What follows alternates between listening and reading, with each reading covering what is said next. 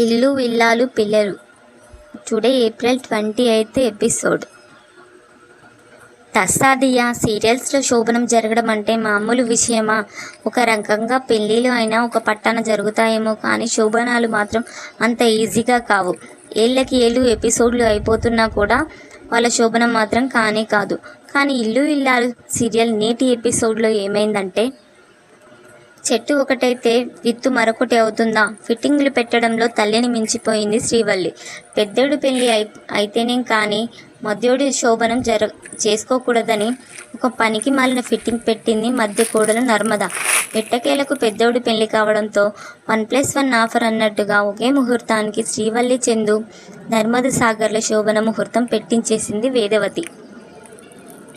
అయితే ముందు ఎవరిని పిల్లల కంటే వాళ్ళకే ఆస్తిలో భాగం గిట్టుబాటు అవుతుందని, ఎట్టి పరిస్థితుల్లోనూ అందరికంటే ముందు నువ్వే పిల్లల్ని కనాలని, ఆ నర్మదకి శోభనం జరగకూడదని కూతురు శ్రీవల్లికి నూరిపోస్తుంది భాగ్యం.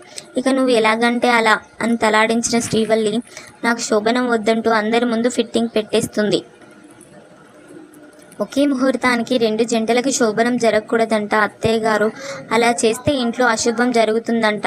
అలా జరిగితే కొత్త కోడలు వచ్చింది, అందుకే ఇలా జరిగిందని నలుగురు 4 రకాలుగా నన్ను ఆడిపోసుకుంటారు. ఆ నిందను నేను మొయ్యలేను. ఇది నా ఇల్లు. ఈ ఇంట్లో వాళ్ళంతా నా వాళ్ళు. నా వాళ్ళైతే ఎప్పుడు సంతోషంగా ఉండాలి. నా వాళ్ళకి ఏదైనా జరిగితే నేను తట్టుకొని బతకలేనండి. అందుకే శోభనం జరగకపోయినా పర్లేదు, ఈ కుటుంబం సంతోషంగా ఉండాలి. అదే నేను కోరుకునేది. అందుకే మా శోభనం వాయిదా వేసేసి నర్మద చెల్లికి మరిది గారికి శోభనం జరిపించండి అంటూ తెగ జీవించేస్తుంది శ్రీవల్లి. తను చెప్పాల్సింది చెప్పేసి అక్కడి నుంచి మెల్లగా జారుకుంటుంది శ్రీవల్లి. దాంతో రామరాజు వేదవతులు ఆలోచనలో పడతారు. ఏంటి బుజ్జమ్మ ఇలాంటి పరిస్థితి వచ్చింది ఏంటి అని, శోభనం జరిపించడం ఎలా అని అతి పెద్ద సమస్యపై కుటుంబ సభ్యులతో చర్చా కార్యక్రమం స్టార్ట్ చేస్తాడు. శుభమా అంటూ పెద్దోడు పెళ్లి జరిగింది కాబట్టి వాళ్ళ శోభనం జరిపించడమే ధర్మం అని అంటాడు రామరాజు. దాంతో వేదవతి నిజమేనండి, మరి వాళ్ళ పెళ్లి కోసం వీళ్ళు శోభనం వాయిదా వేసుకున్నారు కదా, వీళ్ళ పెళ్లి కంటే ముందే వాళ్ళ పెళ్లి జరిగింది, మరి ఆ జంటకి శోభనం జరిపించడమే ధర్మం కదండి అని అంటుంది. నువ్వు చెప్పింది నిజమే, కానీ పెద్దోడికి కాకుండా రెండో వాడికైతే నలుగురు 4 రకాలుగా అనుకుంటారు కదా అని అంటాడు రామరాజు. అవునండి, కానీ ఏదో ఒక జంటకు మాత్రమే శోభనం జరగాలంటే ఏం చేయాలో మీరే చెప్పండి అని అంటుంది వేదవతి. ఏదో ఒక జంటని బాధ పెట్టక తప్పని పరిస్థితి, అందుకే ఏం మాట్లాడాలో తెలియడం లేదు అని అంటాడు రామరాజు. ఇంతలో నర్మద గుటికలు వేస్తూ ముందుకొచ్చి, ఇంత చిన్న విషయానికి అంతలా ఆలోచిస్తున్నారు. మాకంటే ముందు బావగారికి పెళ్లి జరిగి ఉంటే ఈ తంతులన్నీ బావగారికి జరిగేవి కదా, కాబట్టి మాకంటే ముందు వాళ్ళకే పెళ్లి జరిగిందని జరగాల్సిన తంతులన్నీ జరిపించేస్తే సరిపోతుంది కదా. ఎలాగూ ఇన్ని రోజులు ఆగాం కదా, ఇంకొన్ని రోజులు ఆగుదాం. పెద్ద బావగారి జీవితం కంటే మా సంతోషం ముఖ్యం కాదు అత్తయ్య అని అంటుంది నర్మద. ఇక వేదవతి నర్మదని పట్టుకొని, నిజంగా నా కోడలు బంగారం అని అంటుంది. రామరాజు కూడా ఆనందంతో ఉప్పొంగిపోతాడు. పాపం సాగర్ అయితే మొహం మార్చుకొని అక్కడి నుంచి వెళ్ళిపోతాడు. పాపం సాగర్ ఇన్నాళ్ళు ఏదో రకంగా ఆత్రం ఆపుకున్నాడు. ఇప్పుడు మరీ కొన్ని గంటల్లో శోభనమనగా అలంకరణ అంతా అయ్యాక తుస్సుమని అతని కోరికల కుంపటిని ఐస్ నీళ్లు వేసి ఆర్పిస్తుంది నర్మద. ఇది మాత్రం దారుణం సుమే. ఇక అలా నర్మద శోభనం వద్దందో లేదో శ్రీవల్లి ఇలా సై అని అంటుంది. తెల్లచీర, మల్లెపూలు, పాల గ్లాస్తో రెడీ అయిపోతుంది. శ్రీవల్లిని శోభనం గదిలోకి తోసేస్తారు. అమ్మయ్య, ఏదైతేనే మొత్తానికి అమ్మ చెప్పినట్టు చేశాను, వాళ్ళ శోభనం ఆపేశాను అని తెగ సంబరపడిపోతుంది శోభనం పెళ్లి కూతురు శ్రీవల్లి. ఇక శోభనం గదిలోకి ఉరకలేస్తూ ఉండాల్సిన చందు ఆగిపోయిన తమ్ముడు శోభన గురించి ఆలోచిస్తూ ఉంటాడు. అది చూసిన శ్రీవల్లి, ఈయనేంటి ఇలా ఉన్నారు, తమ్ముడి శోభనం ఆపేశానని నాపై కోపం వచ్చిందా అని పాల గ్లాస్ పట్టుకొని చందు దగ్గరకు వెళ్తుంది. బా పాలు తీసుకో అని శ్రీవల్లి అనేసరికి అక్కడ పెట్టు అని అంటాడు శ్రీవల్లి మొహం చూడకుండానే. అమ్మ బాబోయ్, ఈయనేంటి నా మొహం కూడా చూడటం లేదు అని మనసులో అనుకొని, బావా మీరు నిజంగా నన్ను ఇష్టపడి పెళ్లి చేసుకున్నారా? నా మొహం కూడా చూడటం లేదు, ఎందుకు అలా ఉన్నారు అని అడుగుతుంది.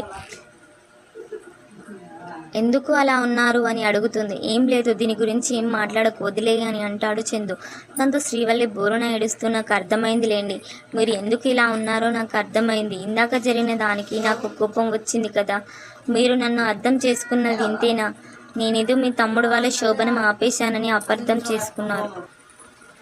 నా భయాలు నాకు ఉంటాయి బా. ఈ శోభనం తర్వాత మన కుటుంబానికి ఏదైనా జరిగితే ఏంటి పరిస్థితి? మనకి వద్దు, మీ తమ్ముడికే కార్యం జరిపించమని చెప్పాను కదా. నా మనసులో అంత కుట్ర ఉంటే మన శోభనం జరిపించమని అనేదాన్ని కదా. మరి ఎందుకు వాళ్ళు శోభనం జరిపించమని అత్తమామల్ని అడుగుతాను?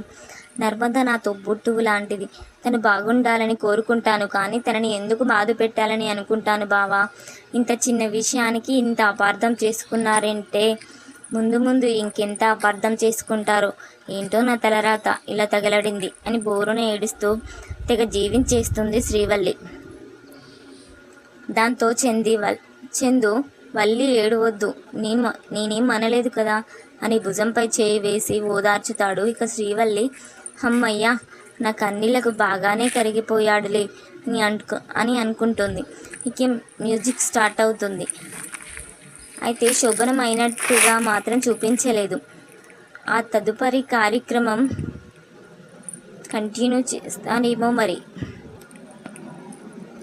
మరోవైపు శ్రీవల్లి చందుల కోసం తమ గదిని త్యాగం చేసిన ధీరజ్ ప్రేమలు వచ్చి బయట అరుగుపైన పడుకుంటారు. ధీరజ్ పడుకుంటే ప్రేమ చదువుకుంటూ ఉంటుంది. ఇక బయట ఒంటరిగా ఉండటంతో ప్రేమకి భయం వేస్తుంటుంది. ఏవేవో సౌండ్స్ వస్తున్నాయి అని ధీరజ్ను నిద్రలేపుతుంది. ప్రేమ, పో, నీకోసం మ్యూజిక్ డైరెక్టర్స్ అంత కచేరీ చేస్తున్నారని అనుకుంటున్నావా? మూసుకొని పడుకో అని చిరాకు పడతాడు ధీరజ్.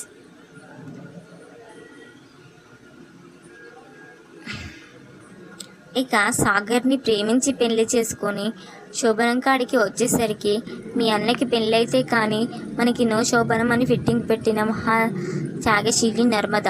మొత్తానికి ఆమె అనుకున్నట్టే చందు పెళ్లి జరిగింది. అయితే శ్రీవల్లి పెట్టిన ఫిట్టింగ్తో ఆమె కోసం ఈసారి కూడా తన శోభనాన్ని వాయిదా వేస్తుంది నర్మద. అయితే తనని ఒక్క మాట కూడా అడగకుండా శోభనం గురించి నిర్ణయం తీసుకోవడంతో అలుగుతాడు సాగర్. శోభనం గదిలో అన్నీ మూసుకొని ముడుచుకొని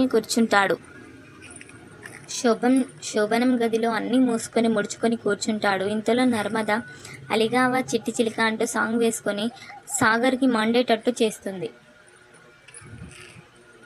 మనం భార్యాభర్తల్లా కాకుండా హాస్టల్లో రూమ్మేట్స్లా ఉంటున్నాం. ఇన్నాళ్ళకి ప్రకృతి సహకరించి మన శోభనం జరుగుతుంది. నిప్పులపై నీళ్లు పోసావు, గాల్లో తేలుతున్న వాడిని తీసుకొచ్చి నేలపై పడేసావు. ఇంత అందమైన భార్యను నా కళ్ళెదురుగా పెట్టుకొని ఓ ముద్దు లేదు, ముచ్చట లేదు, ఏంటో నా బతుకు అని తెగ బాధపడిపోతాడు సాగర్. దాంతో నర్మద ముద్దు ముచ్చట లేదని నేను అనలేదు కదా అంటూ సయ్యాటకు సై అంటుంది నర్మద. ఇక సాగర్ ఆనందానికి అవధులు ఉండవు. మరి ఆ ముద్దు ముచ్చట తీరిందో లేదో అన్నట్టుగా ఇక్కడ $1 మిలియన్ ప్రశ్న ఏంటంటే, పెద్దోడి పెళ్ళి అయ్యే వరకు మన ఫస్ట్ నైట్ జరగకూడదు అని నర్మద అన్నది. ఇది బాగానే ఉంది, ఇప్పుడు వాళ్ళ పెళ్ళి అయింది. ఇలాంటి మంచి మంచి వీడియోస్ కోసం నా ఛానల్ని సబ్స్క్రైబ్ చేయండి, షేర్ చేయండి, లైక్ చేయండి, వీలైతే కామెంట్ చేయండి, నాయిస్ ఆన్ కానీ అస్సాం ఆన్ కానీ. Thank you.